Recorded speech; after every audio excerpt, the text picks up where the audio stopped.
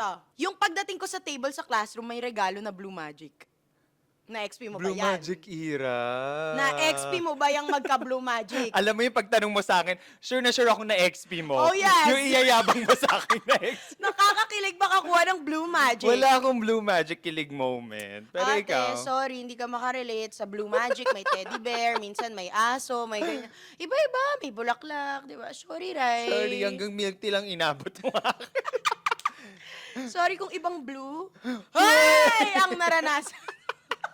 Pero wait, may Blue Magic pa ba? Oo naman. Talaga? Yes, marami pa rin silang So stuff itong toy henerasyon talaga. na to, pwede pa rin nila Oo ma-experience naman. to. Kami ni Direk, nag-abot kami dyan sa Blue Magic. Ang regalo niya sa akin ni Direk niyan dati si Sky, na yun yung pinangalan namin. Pinalitan namin yung pangalan dun. Kasi may pangalan yan Oo, eh, may pag mga binili mo. pangalan So parang kami, hindi, cool tayo na era to. So parang, papalitan natin name. We'll call him Sky. Yan. Wow. Binigyan niya ako ng husky na white from Blue Kaya Magic. Sky. Kasama ko pa rin yun. Ay, talaga? Blue Magic, baka naman. Pero like, universal regalo rin kasi yan nung Oo, ate. Christmas Pag hindi parties. mo alam anong Oo. ireregalo sa bet mo, Blue mag Magic is the ka. way talaga. Meron pa yung mga kahoy na parang Hindi kung ka ano-ano. nabigyan ng Blue Magic. Nabigyan, pero hindi like for as Hindi a... ka kinilig. Hindi as a ligaw moment. Ikaw, nagbigay ka ba ng Blue Magic? Nagbigay as a- rin ako ng... As a ligaw? Oo. Hindi rin. Hindi ako For friends. For friends, Okay. friends lang. Ito, wow, ito very payak. Ah. Very simple. Ah. Simple lang. Yun na pala siya. Charo. Simple lang. Hinahatid ako pa uwi. Hoy, totoo yan, ate ko. Pati naman yung Kilig mga na camera kilig. people naman natin, kinilig talaga. May ngiti eh, nasabi, hinahatid. Oo. Ayaw ganun, Parang, ate. parang naihi. Parang Kaya kinilig na ihi pala. Nasabi Pero na. totoo. I mean, that is one of the simplest ways Yes. parang to show love to the other person. Pero Yes. nakakakilig. Alam mo ba, fun fact, ang Go. nanay ko, Hmm. kaya niya talaga botong-boto yan kay Direk simula nililigawan ako ni Direk. Kasi si Direk na taga Novaliches.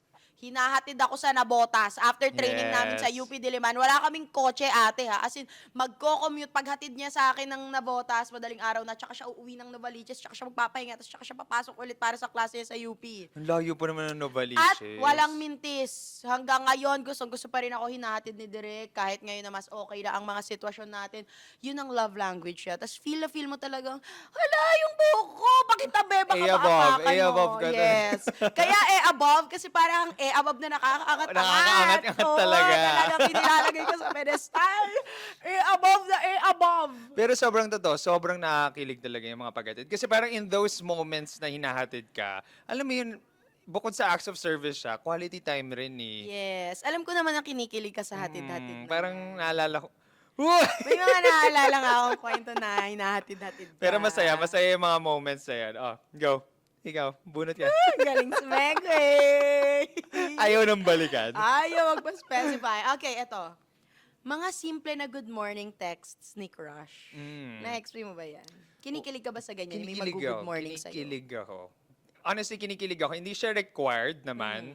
Pero for me kasi, parang it signifies na ako yung isa sa mga una mong naisip. Pagdilat mo ng mata. Pagdilat mo, after mo mag-thank you Lord for another day, good morning to you ang atake. Thank you Lord ka rin na dumating ako sa...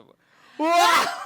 Gumagawa ng Yun pala yung fantasy. good morning. Kapag in-scroll mo, meron pang, thank you Lord kasi nakilala kita. Tapos ano, hindi. Good morning, GM. Marami pala kayo Dami pala sinenda. namin naman. Pero ginagawa niya, ay, nung hindi pa kayo magkasama ni Derek, ginagawa niyo na yan. Oo, kasi di ba kapag ligawan